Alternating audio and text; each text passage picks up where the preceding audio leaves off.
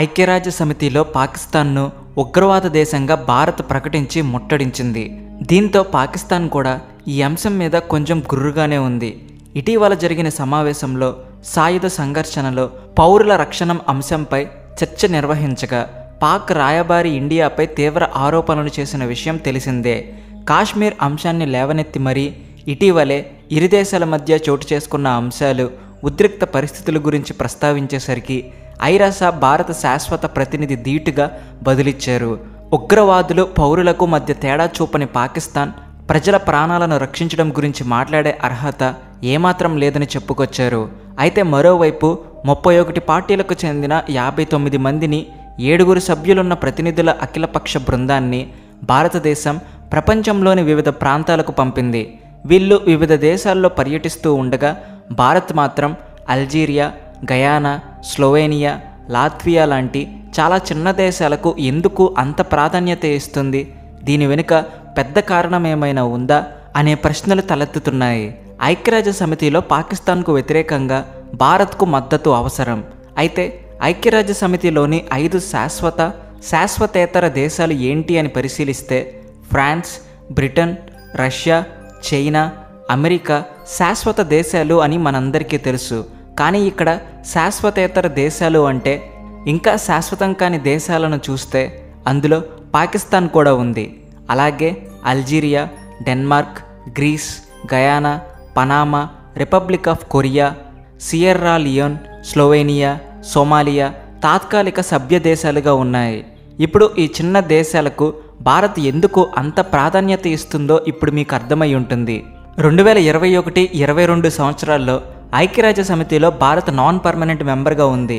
అయితే ఒక దేశం లేదా ఆ దేశానికి చెందిన వ్యక్తిని ఉగ్రవాదిగా ప్రకటించాలన్నా, అలాగే ఐక్యరాజ్య సమితి నుంచి ఆంక్షలు విధించాలన్నా ఈ 15 శాశ్వతేతర దేశాలు చెప్పే మాట చాలా అవసరం. ఐక్యరాజ్య సమితిలో చైనా కూడా శాశ్వత సభ్యదేశంగా ఉంది కాబట్టి అది వీటో పవర్ ఉపయోగించి భారతదేశం కృషిని నాశనం చేయాలని చూస్తుంది. ఎందుకంటే రష్యా తరచుగా వీటో అధికారాన్ని ఉపయోగించుకునేది. కానీ ఇప్పుడు ఇది అంత సులభం కాదు. ఐక్యరాజ్య సమితిలోని 13 దేశాలు ఒకవైపు, చైనా, పాకిస్తాన్ మాత్రమే మరోవైపు నిలబడితే అది చైనాకు సమస్యగా మారే అవకాశం ఉంది. ఎందుకంటే చైనా పాకిస్తాన్కి సపోర్ట్ చేస్తుంది అన్న విషయం క్లియర్గా తెలుస్తుంది. కాబట్టి ప్రతిసారి చైనా దాని వీటో పవర్ని ఉపయోగించి పాకిస్తాన్ను కాపాడుతూ ఉండలేదు. అయితే భారత్ పలువురు పాకిస్తాన్ ఉగ్రవాదులను బ్లాక్ లిస్టులో పెట్టకపోయి ఉంటే గనక ఈసారి కూడా చైనా వాళ్ళను కాపాడి ఉండేది. కానీ ఈసారి చైనా మళ్ళీ అదే పని పునరావృతం చేయకుండా ఉండాలి అంటే పాకిస్తాన్కి చైనా సపోర్ట్ చేయకుండా తన వీటో పవర్ని వాడకుండా ఉండాలి. అంటే భారత్కి అన్ని దేశాల మద్దతు అవసరమనే విషయం స్పష్టమవుతుంది. పాకిస్తాన్ను ఏకాకిని చేసేందుకు ఆయా దేశాల మద్దతును భారత్ ఇప్పుడు కోరుతుంది. ఈ సమయంలో 15 దేశాల్లో ఎన్ని దేశాలు భారత్కు మద్దతుగా నిలుస్తాయి అనే ప్రశ్న కూడా ఉత్పన్నమవుతుంది. కాబట్టి చైనా పాకిస్తాన్ను విడదీస్తే మిగిలిన 13 దేశాల్లో పాక్ ఉగ్రవాదులు కూడా ఉన్నారు.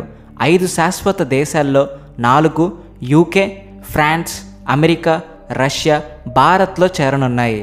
వీటితో పాటు భారత్కు 100% అండగా నిలిచే శాశ్వతేతర దేశాల్లో దక్షిణ Korea, Denmark, Greece, Slovenia, Guyana, Panama కూడా ఉన్నాయి. అలాగే పనామా విదేశాంగ మంత్రి బాహాటంగా మీడియా ముందుకు వచ్చి భారత్కు మద్దతు పలికారు.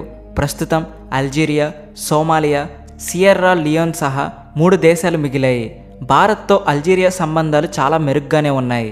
అందులోనూ అల్జీరియాతో భారత స్నేహం ఇప్పటిది కాదు, చాలా పాతది, గాఢమైన స్నేహ సంబంధాలు ఉన్నాయి. కాబట్టి ఆ దేశం కూడా భారత్కు మద్దతు పలుకుతుంది.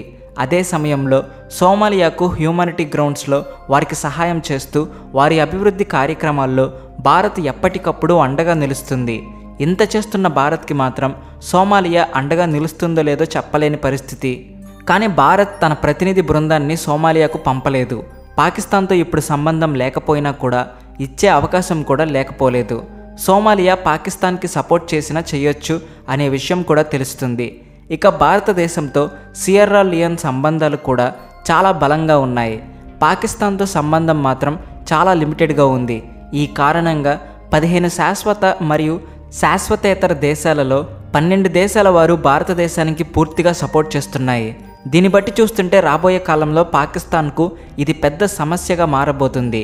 ఎందుకంటే భారతదేశం వివిధ దేశాలకు పంపిన అఖిలపక్ష ప్రతినిధి బృందం ఐక్యరాజ్య సమితిలో పాకిస్తాన్కు వ్యతిరేకంగా భారతదేశం ఏదో పెద్ద ప్లాన్ చేస్తుంది, ఉగ్రవాదులకు మద్దతిస్తున్న దేశాలను ఉపేక్షించేది లేదు అని పనామా దేశం కూడా చెప్తుంది. అయితే ఈ విషయం మీద పనామా ఫారిన్ మినిస్టర్ జేవియర్ కూడా మాట్లాడారు. తాము ఎటువంటి ఉగ్రవాదాన్ని సహించలేము అని, ప్రపంచంలోనే అతిపెద్ద ప్రజాస్వామ్య దేశమైన భారత్తో ఉగ్రవాదానికి వ్యతిరేక కార్యకలాపాలు జరగకుండా చూస్తామని, కలిసికట్టుగా పోరాడతామని, తమకంటూ కొన్ని విలువలు సిద్ధాంతాలు ఉన్నాయని, ఉగ్రవాదాన్ని ప్రోత్సహిస్తున్న దేశాలను ఇక మీదట సహించేది లేదన్నారు. గయానా నుండి కూడా ఇలాంటి సపోర్ట్ కనిపిస్తుంది. అయితే భారత ప్రతినిధి బృందం కేవలం శాశ్వతేతర దేశాలకు లేదా శాశ్వత దేశాలకు మాత్రమే వెళ్ళిందని కాదు. ఇక్కడ అర్థం యూరోపియన్ యూనియన్ సహా 33 దేశాల్లో పర్యటిస్తున్నారు. మరోవైపు ఈ శాశ్వతేతర దేశాలు ఉగ్రవాదం విషయంలో భారత్కు మద్దతు ఇవ్వడమే కాకుండా ఐక్యరాజ్య సమితిలో భారత్కు శాశ్వత సభ్యత్వానికి కూడా మద్దతు ఇస్తున్నాయి. ఐక్యరాజ్య సమితిలో భారత్ శాశ్వత సభ్యత్వం కోసం పనామా దేశం కూడా కోరుకుంటుంది అనే విషయం కూడా చాలా స్పష్టంగా తెలుస్తుంది. ఐక్యరాజ్య సమితిలో భారత్ అభ్యర్థనను చైనా అడ్డుకుందని, ఐక్యరాజ్య సమితిలో 5 పాక్ ఉగ్రవాదులకు భారత్ సాధికారిత కల్పించిందని ఇటీవల వార్తలు వచ్చిన నేపథ్యంలో పాకిస్తాన్ను చైనా ఎంతకాలం కాపాడుతుందనేది ఇప్పుడు ఆసక్తికరమైన చర్చగా మారింది. ఇప్పుడు భారత్కి ఇన్ని దేశాల మద్దతు ఉంది. అయితే రాబోయే రోజుల్లో చైనా మళ్ళీ పాకిస్తాన్కి సపోర్ట్ చేయడానికి ప్రయత్నిస్తే ఈసారి పాకిస్తాన్తో పాటు చైనా బండారం కూడా బట్టబయలయ్యే అవకాశం కనిపిస్తుంది. ఒకవేళ చైనా తోకజాడించి పాకిస్తాన్కు మద్దతు ఇస్తే గనక పాకిస్తాన్కు వ్యతిరేకంగా పబ్లిక్ అండ్ గ్లోబల్ ఒపీనియన్ ద్వారా ఈ 2 దేశాల విషయంలో తగిన చర్యలు తీసుకోవడంలో భారత్ విజయం సాధించే అవకాశం కూడా ఉంది. అప్పుడు చరిత్రలో ఇదొక గొప్ప మార్పుగా ఉండే అవకాశం ఉంది. ఇరాక్, సిరియా వంటి దేశాలపై అమెరికా దాడి చేసినప్పుడు ఎలా ప్రశ్నిస్తున్నారో ఇప్పుడు పాకిస్తాన్ ఉగ్రవాదానికి సపోర్ట్ చేస్తూ భారత్ దాడి చేస్తే గనక అప్పుడు ప్రపంచం పాకిస్తాన్ను కూడా ప్రశ్నించే అవకాశం ఉంది. అలాగే బ్రిక్స్, SCOH, G20 వంటి సంస్థల్లో గలం విప్పి పాక్ను ఏకాకిని చేయొచ్చు. రాబోయే కాలంలో ప్రపంచ వేదికపై పాకిస్తాన్కు వ్యతిరేకంగా భారత్ కొన్ని ఆసక్తికర నిర్ణయాలు తీసుకోబోతుందన్న విషయం తెలుస్తుంది. ఈసారి భారత్ కారణంగా పాకిస్తాన్ మరింత ఒంటరి కాపోతుంది అనేది కూడా స్పష్టమవుతుంది. భారత్ కూడా చాలా దేశాల సపోర్ట్ని తీసుకుంది. ఇదే టైంలో ఆపరేషన్ సింధూర్ ఇంకా పూర్తి కాలేదన్నారు. పాకిస్తాన్లో ఉగ్రవాదులు కనిపిస్తే మిలిటరీ ఆప్షన్ను ఖచ్చితంగా ఉపయోగిస్తుందని, అందులో భారత్ వెనక్కి తగ్గదని చెప్పింది కూడా. అందుకే ఐక్యరాజ్య సమితి మొదలు ప్రతి వేదికపై భారత్ ఈ కథనాన్ని వినిపిస్తూ వస్తుంది. ఈ వీడియోలో చూసిన కంటెంట్ మీద మీ అభిప్రాయం ప్రకారం 5 శాశ్వతేతర దేశాలు ఉన్నాయి కదా, వాటిల్లో మరి భారత్కు ఏ దేశం మద్దతు ఇవ్వదని మీరు అనుకుంటున్నారు? కామెంట్ బాక్స్లో రాసి మీ అభిప్రాయం చెప్పండి. అలాగే వీడియో నచ్చితే వెంటనే లైక్ చేసి మీ ఫ్రెండ్స్ అండ్ ఫ్యామిలీ మెంబర్స్కి కూడా మా ఛానల్ను షేర్ చేయండి. Please like and share and also thanks for watching.